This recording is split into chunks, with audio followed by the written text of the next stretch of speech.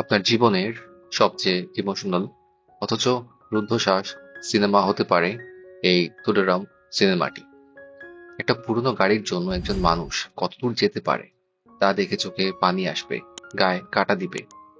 ঘটনা একেবারে সাদামাটা, কিন্তু এক্সিকিউশন একদম সিনেমেটিক ফায়ারওয়ার্ক। সাধারণ একজন ফ্যামিলি ম্যান, সামুগাম, যার পুরনো অ্যাম্বাসেডর গাড়িটাই তার সবকিছু। সে যেন এই গাড়ির বাবা, আর সবাই তাকে চেনে বেনজ নামে। আগে ছিল মুভির সেটে স্ট্যান্টম্যান, এখন সে একেবারে একজন দায়িত্বশীল বাবা। কিন্তু একদিন হঠাৎ করেই তার প্রিয় গাড়িটা আটক করে ফেলে পুলিশ, কোনো দোষ ছাড়াই। ইগো ক্ল্যাশে ফেঁসে যায় একজন নিরীহ মানুষ। উচ্চপদস্থ পুলিশ এসে গাড়ি ছেড়ে দিলেও শুরু হয় এক ভয়ানক রাতের গল্প। একটা ডার্ক জঙ্গল, তিনজন পুলিশ অফিসার, আর এক ডিকিতে মৃতদেহ। তুই যদি আমাদের সাথে না থাকিস, তোকে ফাঁসিয়ে দেব। এই হুমকির পর থেকেই শুরু হয় এক সাধারণ মানুষের বেঁচে থাকার লড়াই। আর এখান থেকে শুরু হয় আসল খেলা। বেনজ এখন শুধু ড্রাইভার না, সে এক ভয়ানক অপরাধের অংশীদার। কিন্তু সেই লাশটা কার? কেন মারা হলো তাকে? আর বেনজ কি পারবে নিজেকে এই ষড়যন্ত্র থেকে রক্ষা করতে? এটা শুধুমাত্র থ্রিলার না, এটা একটা ডিপ হিউম্যান ইমোশনের প্রতিচ্ছবি। মুভির প্রথমেই যেই হাতির পরিবার দেখানো হয়, সেটা কোনো সাজানো দৃশ্য না, ওটা ছিল এই মুভির ফাউন্ডেশন।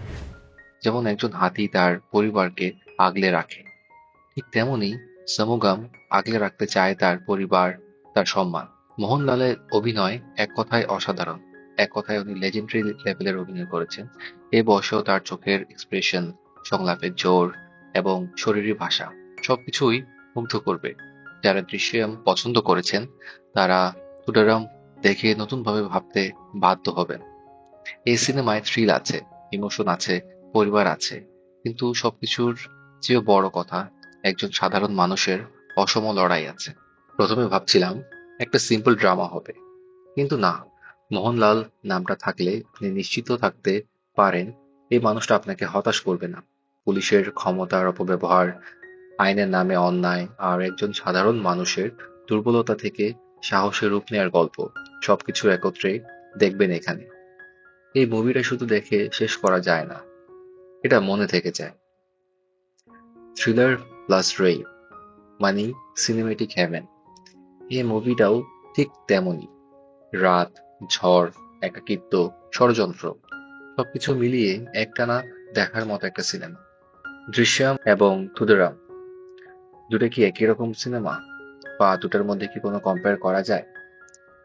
আসলে অনেকে তুলনা করেছে এই মুভিটা দৃশ্যমের সাথে এবং অনেক মিল খুঁজে পাচ্ছে, কিন্তু দুটি আলাদা গল্প এবং দুটি আলাদা জগৎ। হ্যাঁ, কিছু ম্যাচ থাকবে, যেমন তবে মানে কিছু কমন ব্যাপার আছে, যেমন দুজনই পরিবার রক্ষার জন্য সবকিছু বাজে রাখতে পারে এবং দুজনই তার পরিবারের জন্য সবকিছু করে।